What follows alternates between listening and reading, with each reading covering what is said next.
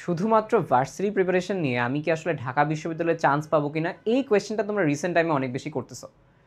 কেন? কারণ রিসেন্ট টাইমে হচ্ছে ঢাবির কিছু কোয়েশ্চেন হচ্ছে একটু কঠিন আসা শুরু করছে, যার জন্য ইঞ্জিনিয়ারিং অ্যাসপারেন্ট যারা তারা কিছুটা এখানে বেনিফিট পাচ্ছে ফিজিক্সের কেসে স্পেসিফিক্যালি। সো তোমরা কোয়েশ্চেন করতেছো ভাই আমরা তো শুধু ভার্সিটি প্রিপারেশন নিচ্ছি, তাহলে আমাদের পক্ষে কি আসলে ভালো করা সম্ভব কিনা ভার্সিটিতে, বা আমরা কি এখন ভার্সিটি প্রিপারেশনের সাথে ইঞ্জিনিয়ারিংটা কন্টিনিউ করবো কিনা, বা ইঞ্জিনিয়ারিংয়ে শিফট হবো কিনা, কিংবা আমরা ডিউর যেটা আছে এই ডিউরকে আমরা হচ্ছে আরও কঠিন কিছু সলভ করা শুরু করবো কিনা, এই কোয়েশ্চেনটা তোমরা অনেক বেশি করতেছো। এইটা নিয়ে হচ্ছে আজকের এই ভিডিওটা, যে ভার্সিটিতে বা স্পেসিফিক্যালি ডিউতে চান্স পেতে তোমার হচ্ছে কোন কোন কঠিন কোয়েশ্চেন সলভ করতে হবে বা কী কী কোয়েশ্চেন সলভ করার প্রয়োজন হবে কিনা।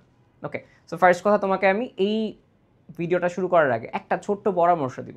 পরামর্শ হচ্ছে, যখনই কোনো কিছু নিয়ে ভয় পাবা,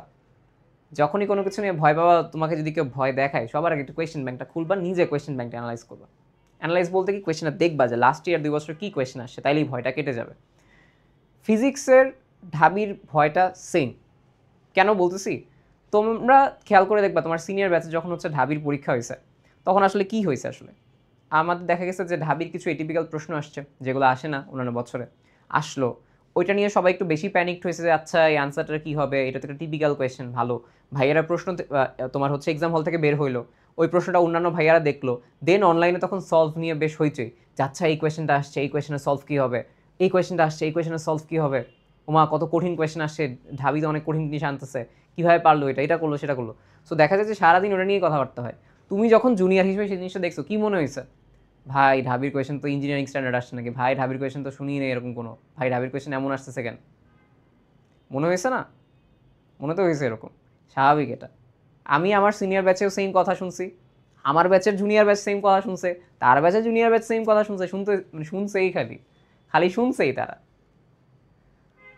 বাট তোমার কাজ হচ্ছে, দেখো চিন্তা করো, তোমার কয়টা কোয়েশ্চেন নিয়ে আলোচনা হয়েছে একটু মনে করে দেখো তো। ওই দিন 7টা-8টা কোয়েশ্চেন ধরে নিলাম আমি, যেখানে এমসিকিউ থাকে 60টা, রিটার্ন হয় 40 মার্কের।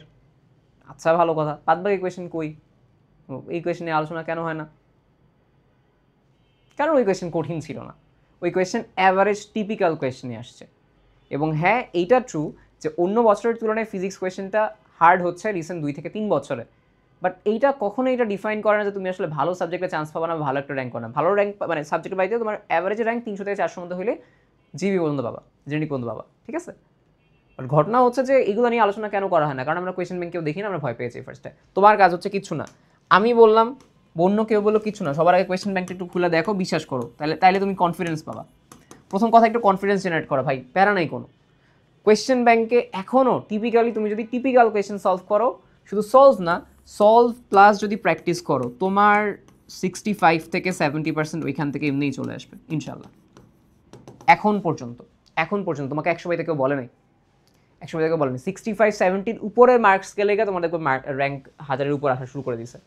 বুঝতে পারছো সমস্যা কী হয় বলি? সমস্যা হচ্ছে এক্সাম হল কখনোই তোমার নলেজ মানে টেস্ট করে না, সত্যি কথা বলি, পুরোটা নলেজ টেস্ট করে না, টেস্ট করে তুমি ওই নলেজের সাথে টাইম ম্যানেজমেন্ট কীভাবে করতে পারতেছো। অনেক সময় তো শুনছো যে এত ভালো তো আমার সাথে থেকে ছিল না, ও কীভাবে এক্সাম অ্যাডমিশনের চান্স পেয়েছে, শুনছো না? কেমনে হয়েছে? ও আসলে খুব ভালো টাইম ম্যানেজ করতে পারছে, ও 50টা আনসার করছে, 50টা পারফেক্টলি টাইমে করতে পারছে। তুমি 100 জানো বাট আনসার করতে পারো না 40, চান্স পাবা না। ঘটনা হচ্ছে এটা। সো কথা হচ্ছে যে ও কীভাবে টাইমটা ম্যানেজ করছে। আমার কথা ফার্স্টে শুনো, প্রিপারেশন যখন নিচ্ছ, প্রিপারেশনের স্টেপ কেমন হবে, এই যে 65 থেকে 70% যে কোয়েশ্চেন আসে, এই কোয়েশ্চেন খুব ভালো মতো টাইপ প্রথমবার যখন করতেছো খুব ভালো মতো সলভ করবা, কীভাবে কোন টাইপটা আসছে। সেকেন্ড, প্র্যাকটিস অ্যান্ড প্র্যাকটিস, বারবার হচ্ছে প্র্যাকটিস করবা তুমি, এটা বারবার প্র্যাকটিস করবা। সুবিধা কি কিছুক্ষণ পরে বলতেছি।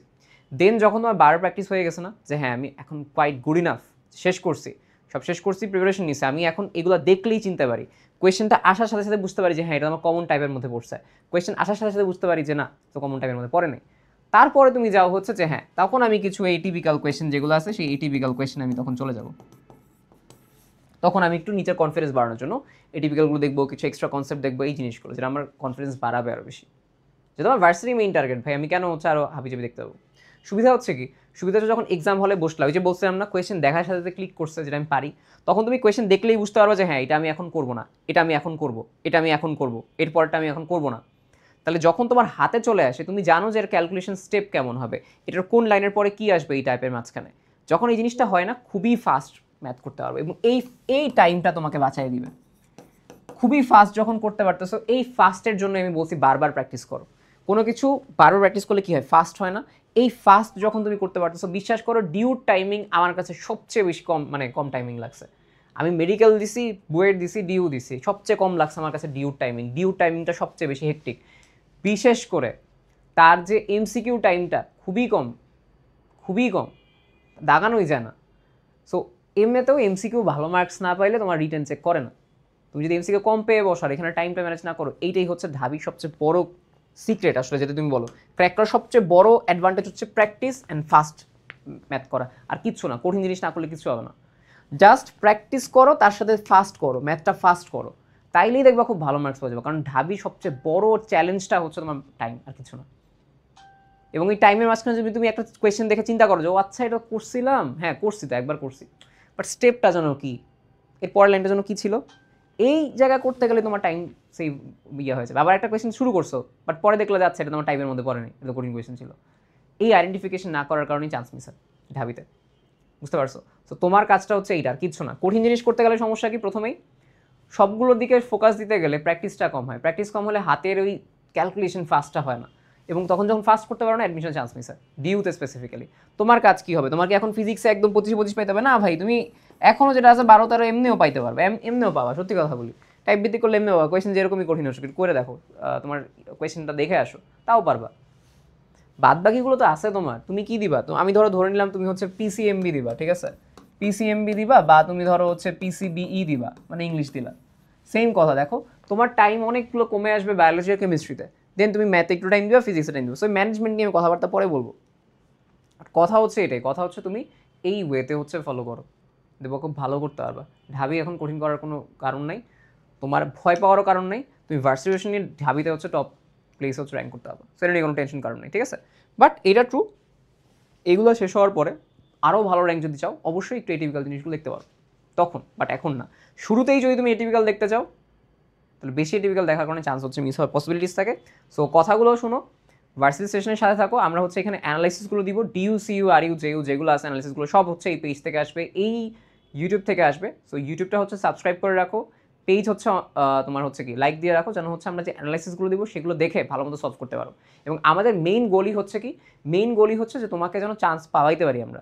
এবং চান্স পাওয়ানোর জন্য তোমার যে অ্যানালাইসিসটা দরকার, যেটা স্টুডেন্ট সবচেয়ে বেশি মিস করে, এই যে তোমার বিভিন্ন গাইডলাইনের হয়ে ভোগে, এটা যেন তোমরা না করো, এই জন্য আমরা ভার্সিটি স্টেশন আসি। খুব ভালো মতো পড়ালেখা করো, আর কী কী বিষয় তোমাদের জানতে হবে জানাও। ততক্ষণ পর্যন্ত আল্লাহ হাফেজ সবাইকে।